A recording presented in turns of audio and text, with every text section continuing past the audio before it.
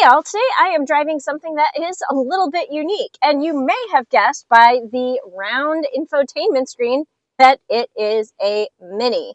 This right here that we are sitting in this week is a Mini Countryman with a John Cooper Works package, and it is all new for the 2025 model year. So what I'm going to do in this video is, I'm going to do a tech check because there's a lot. There is a lot that is new. There is a lot that is interesting. And I will be honest with you, I am probably just only going to scratch the surface of what is on this vehicle. But I'm going to show you some of the things that I just really liked. So let's take a look at this week's car du jour, the Mini Countryman with a John Cooper Works package. All right, before we get into the tech check, I feel like I should do at least a brief look at the interior and exterior of the vehicle because there are some really nice features here.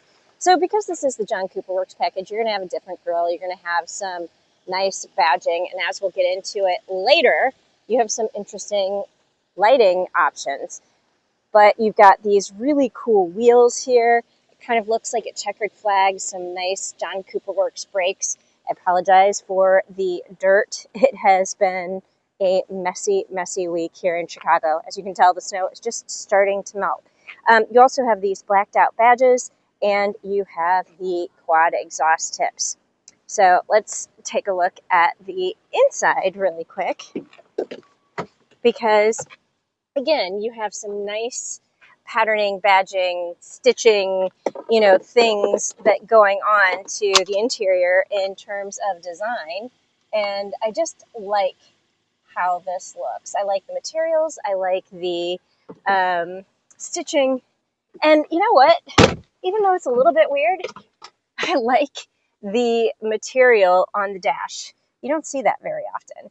But overall, I feel like they've done a really good job with the design of the Countryman and, with the addition, kind of design elements of the John Cooper Works package. I think that looks really cool too. All right, so let's just take a brief look at what I'm looking at here before we start paging through some of the things. So you do have like this head-up display here that acts as your gauge cluster, and you can see, you do have your speed, and they do like a speed sign assist on there. If you're using Apple CarPlay or navigation, it will also show you your directions that pop up on that screen. Then over here, you have your primary gauge cluster and infotainment screen kind of all mashed into one. And, that's going to include your blinkers and the things you would normally find like in a behind the wheel cluster area. I love this feature and I hate this feature because if you have anybody who is a backseat driver, they are always going to know how fast you are driving. All right, on the steering wheel, again, this is all pretty normal stuff going on. So you've got your audio, volume, infotainment type controls over here. Then you have your cruise controls on this side. You have your lights over here. And then you have your windshield wipers on this side over here. All right, so you might be asking where the gear shift is, and because it's not here. Nope, it is right here. It is on the little center stack area. In order to push it into drive, you go down. In order to put it into reverse, you give it a hard push up. And to put it into neutral, you just kind of give it a little bit of a half tap down. So that is your gear shift. And, I've been talking a lot about gear shifts lately. And in a vehicle I was driving recently, it was a little bit, to me, counterintuitive because to go to drive, you pushed it up. To go to reverse, you pushed it back. But this right here is the way my brain wants to work. So you put it forward into reverse, you put it down into drive. And maybe that's counterintuitive to how your brain works, but that's how my brain works. So this makes sense to me. All right, so the other thing I want to talk about is your ignition, and that is going to be right here. And I love what they've done here because in some ways it looks a little bit like a key. And you can turn it this way to turn it off. You can turn it the same way to turn it on, but you can also turn it that way to turn it off, or, you know, turn it to the left to turn it on as well. So it's kind of a matter of preference. You just have to turn this little key either way to turn the vehicle on or off. And I really like that because it lets you do what you want to do. You do you. I found that to turn it on, I was turning it to the right, and then to turn it off, I was turning it to the left, but I could turn it the same way both times if I wanted to, or I could alternate. It doesn't matter. So I don't know. I thought that was interesting. All right, so let's start paging through this right here. All right, I just wanted to give you a better overview of what's going on here, and well, let's be honest, it's a lot. So this is going to be your normal home screen, and you do have some options that you can kind of scroll through to let live on your home screen. And, you know, I mean, it just depends on what your preference is and what you want. You can tap on things, you can make it bigger. It's pretty intuitive. So this right here is going to be the map, the native system. It fills out the entire screen really well. And then, you know, you can go into, you can make it smaller again, you can connect a phone. And again, any of these things that you go on will kind of pop up another screen and then allow you to select other things. Your volume dial is going to be right here. This specific vehicle does have Sirius XM radio, and in addition to your FM, AM radio options. So, you know, you can, again, go into the different icons here, and then you can swipe through this. I love the graphics on this. I love how this looks. I think this is very clever, very mini, very smart. I have to admit, I did not play around with Spike at all. But the Good Morning Tech 25, that must be who I am today. So I didn't really play around with that. But you do have a voice assistant. This is not Google built-in. This is a mini system.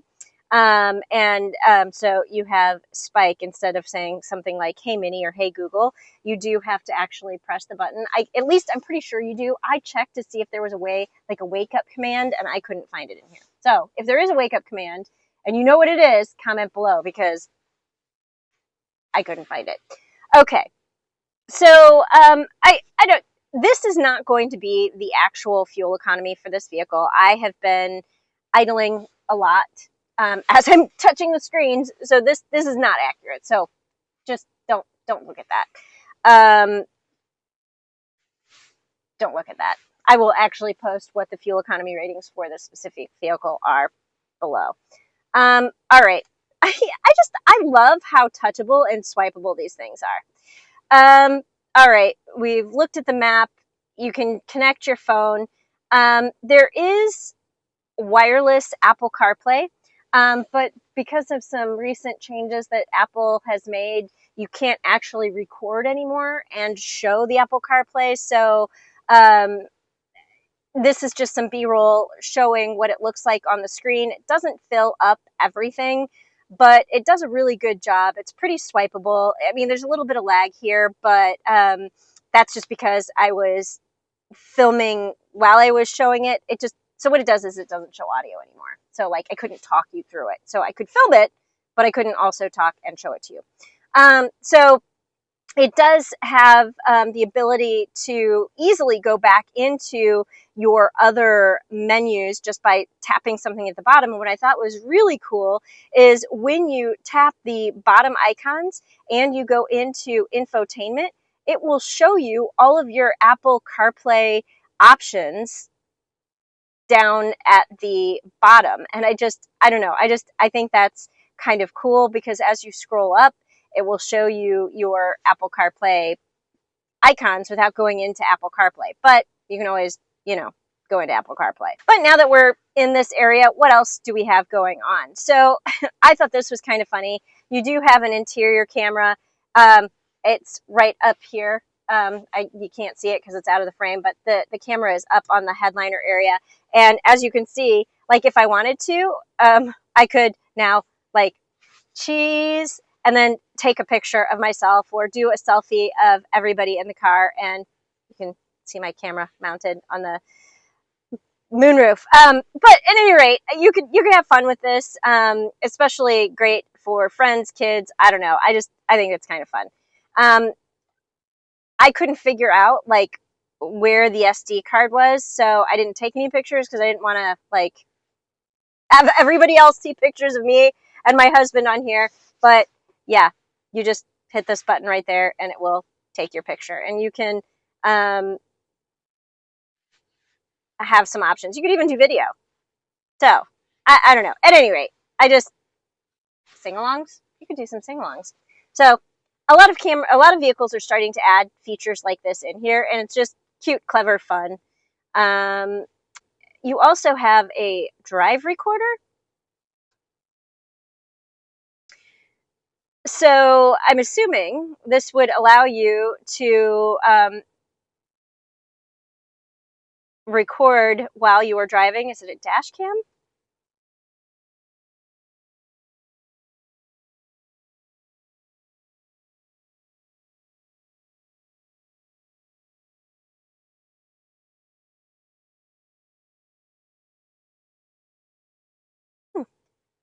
Why wouldn't you have this activated? You can take pictures of somebody who is stealing your car. Yeah, I would activate all of these things. And then if you want to start recording, you can hit there and it would record out the front of the vehicle. So at any rate, dash cams are becoming a big thing, and I love the fact that some automakers are just starting to like build them into the vehicle. All right, what else have we got going on in this screen? So you do have like some nice apps in terms of weather.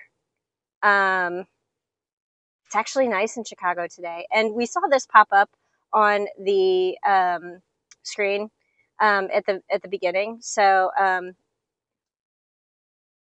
where does it think I am? It is not 53 degrees right now. Because like if you look at the home screen, as you can see, 42 degrees and cloudy. So I don't know where it thought we were, but maybe somebody typed in their zip code or something. But at any rate, it's got weather. So I think that there's a lot of things going on here, and there are even some ways to customize the vehicle that I think are pretty cool. But you know what? I had to take you someplace else to show you some of those things.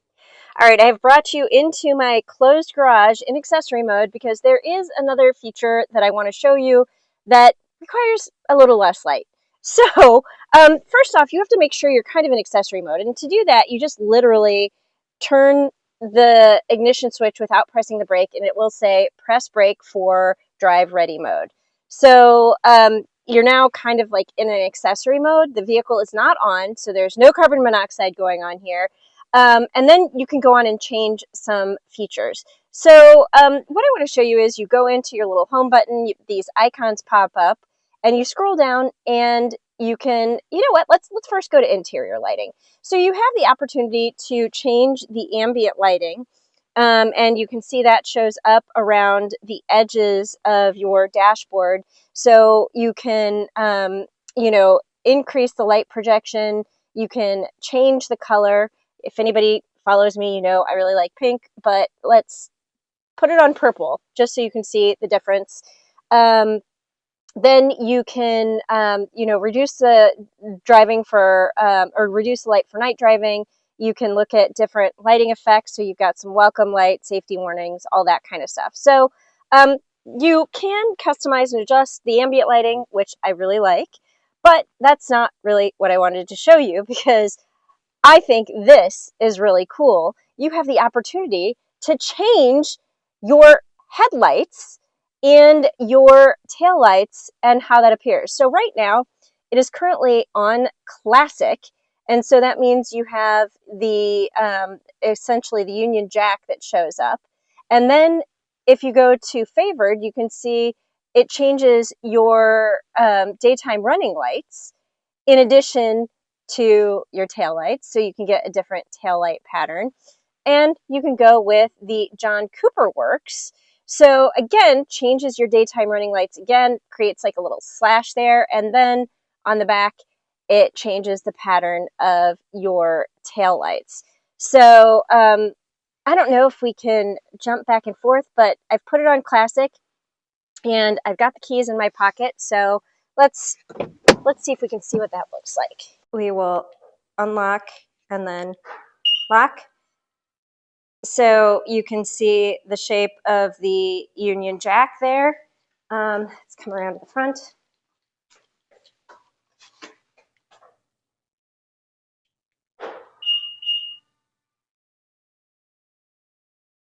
Okay, so you've got the full surround. Now let's go through the other ones. All right, so now we will go with the favored.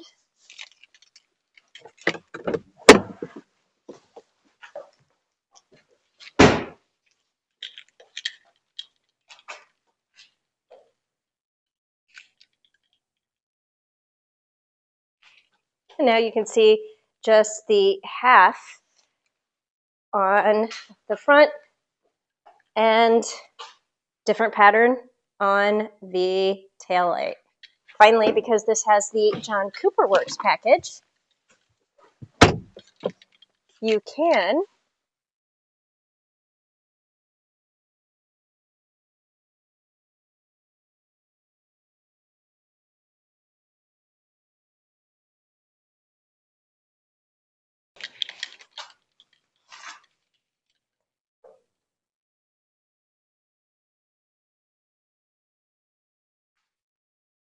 so you see you've got like the little daytime running lights there, and then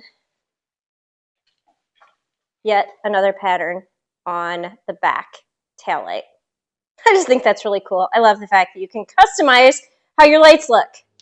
All right, now that I have left my garage and we are driving around a bit, there is another feature that I want to show you, and that is the park assist functionality. I've played around with it a little bit, trying to get it to back me into my garage, and it worked, except that when my neighbor wasn't home, it kind of took up the whole space.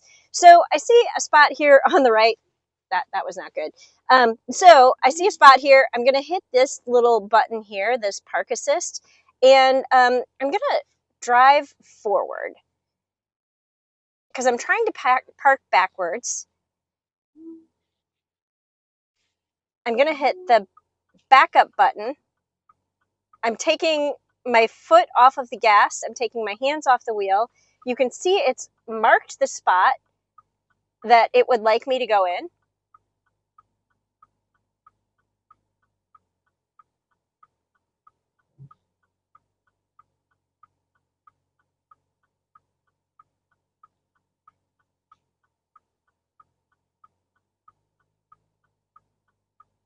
Now it's going to center me out.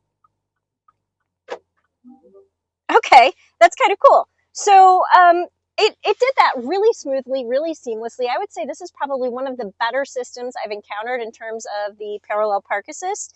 And it even like put the vehicle in park and unlocked my doors. Now, I don't know that I like that part. I'm sure there's a setting to keep your doors locked. Living in a city, I want to be the one who unlocks my doors, but I do like that. And here it looks like you also have the option to leave the space. So we'll hit that, press the brake pedal to start. Again, I'm keeping my foot over the brake, hands hovering.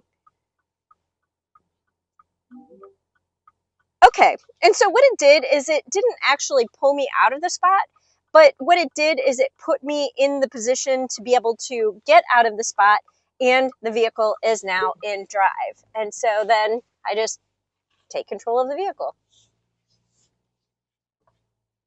All right. I think that works pretty well. Okay, before I get into some brief driving impressions, there are a couple more things that I just want to look at briefly. And one of those things is going to be the wireless charger. And what I want to tell you is it doesn't suck. I actually used it, I mean, not for a 3-hour drive, but I used it for an hour drive. And my phone did not overheat. It continuously charged, and it worked really well with the wireless Apple CarPlay. So I really appreciated that. I will also point out your cup holders are here, and I found as the driver, I kept putting my cup holder, my bottle right here, because it was just easier for me to reach. But when my husband was in the car, I moved it there. But when I was alone, I put it there. You also have some storage here, and I love how clever this is. You just kind of pull this up, and you've got some storage there. And then this right here moves forward or backward, depending on how you want to use the armrest. Now, the final thing that I just want to take a brief look at is Mini has this thing here called experiences. And so right now I'm on what they call the core experience. But when you tap through these, it changes, not only your appearance, but it does change some driving dynamic things. And I'll be honest with you, I pretty much stayed in core the entire time, but I loved just kind of flipping through the different experiences to see what would happen to your infotainment system. So that was funny.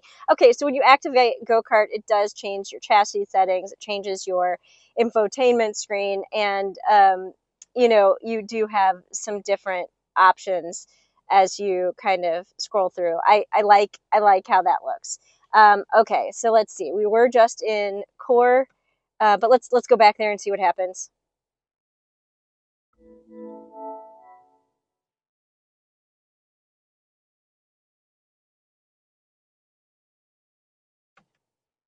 So that's going to be your just basic screen.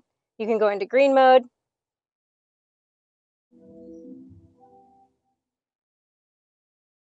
So that's going to make everything a little bit more efficient. You have a bonus 1.2 miles of range.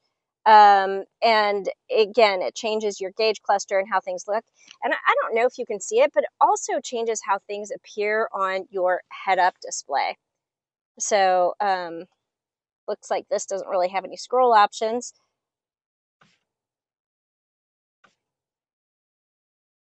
Vivid.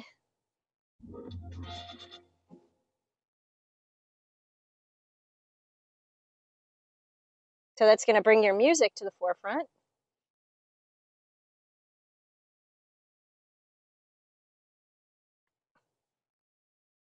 I like the red, but I don't know. I think it kind of clashes with the orange. Not my favorite. Timeless.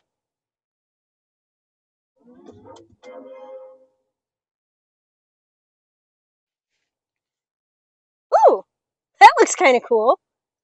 That looks really cool, actually. I like that a lot. But again, you can't really scroll through anything, but who cares? You've got your menu down here. That looks cool. Let's see, what else? Balance. Ooh. Oh, okay. By the way, it just kind of activated like a little bit of a, I don't know, seat massager? Yeah, there's something going on with my seat right now. I like that. I could get behind that. Okay, trail. That makes me laugh. Not that you're really ever going to take this vehicle off-road. This kind of reminds me of Timeless. I feel like there should be a compass on here. All right, so that was the end of the road. I think I'm staying in balance because I really like this massage thing that's going on. Yeah. Okay.